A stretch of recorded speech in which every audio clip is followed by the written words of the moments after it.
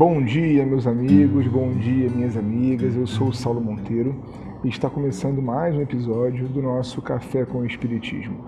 E eu quero saber como você está hoje.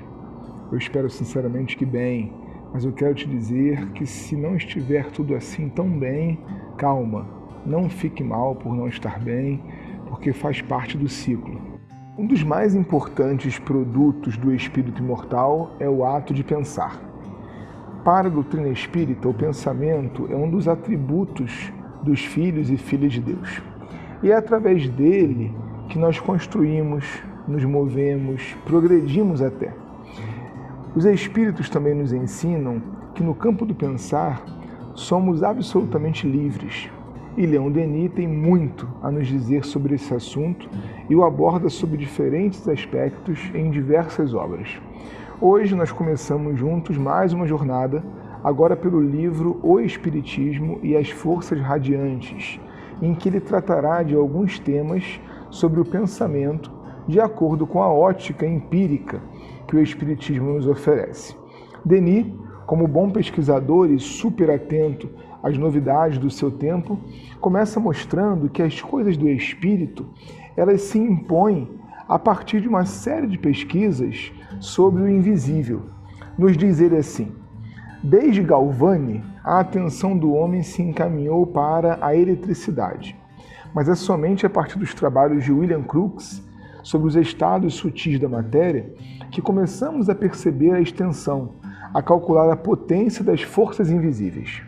Sabe-se que as experiências desse ilustre sábio com os médiuns Home e Florence Cook foram um ponto inicial de grandes descobertas que se sucederam e revolucionaram a física.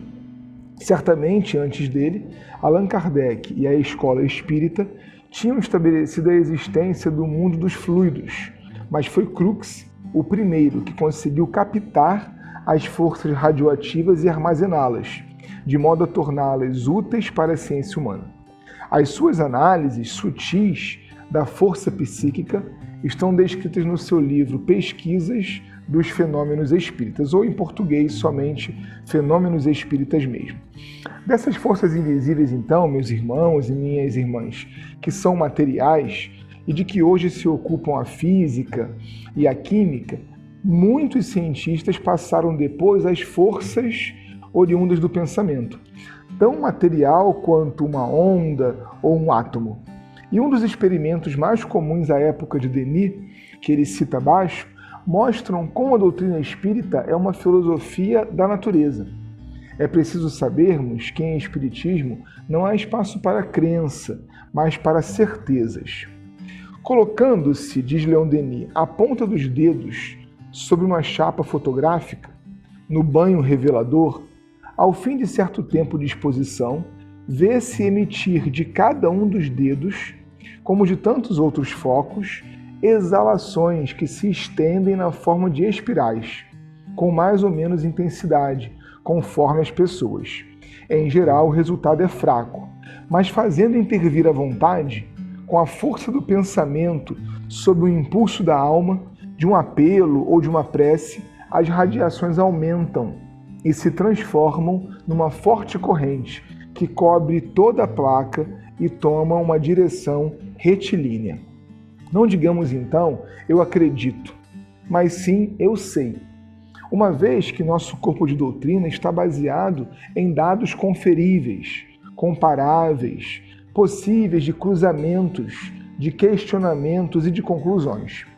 Nesse campo de estudo, o mais importante dos produtos, a meu ver, é a transmissão, alma a alma, das ideias, dos pensamentos, sempre, é claro, carregados de sentimentos. É que ainda nos ensina Denis sobre isso. É, sobretudo, em nós mesmos, que é preciso estudar a união íntima da força e do espírito. Cada alma é um centro de força e vida, cujas radiações variam ao infinito, conforme o valor moral e o estado de evolução do ser. Essas radiações criam em torno de nós uma espécie de atmosfera fluídica, cuja análise poderia dar a medida exata de nosso valor psíquico, de nossa saúde, do corpo e do espírito. a indicação precisa de nossa situação, com respeito à escala dos seres, em uma palavra, sobre o nosso grau de evolução. Essa nova lei, vocês devem ter percebido já, que o Espiritismo comunica, a lei dos fluidos e a transmissão do pensamento por ele. Kardec diria que o pensamento é transmitido pelo fluido, assim como o som é pelo ar. Nós temos um sem número de consequências. Ela também produz, essa lei, uma decisiva mudança em nosso modo de olhar a vida e as outras leis, já que todos estão em todos e em tudo pelas irradiações que exalamos. Além do que, essa notícia nos deixa ver, agora com clareza, como se dão os reencontros após a morte do corpo passageiro, que é como vai encerrar Leon Denis essa primeira lição. É pelo aspecto dessas radiações que os espíritos se reconhecem e se julgam na vida do além. O seu brilho e a sua intensidade aumentam ou diminuem pela determinação do pensamento e da vontade. Elas escapam aos nossos sentidos no seu estado normal, mas certos médiuns as percebem, as descrevem e pode-se provar sua existência por meio das chapas fotográficas. Deus é a fonte da vida e se manifesta a vida pelo movimento. Duração, espaço e movimento formam na sua reunião a unidade que manifesta Deus. Duração, espaço e movimento manifestam Deus. Um forte abraço e até o próximo Café com o Espiritismo.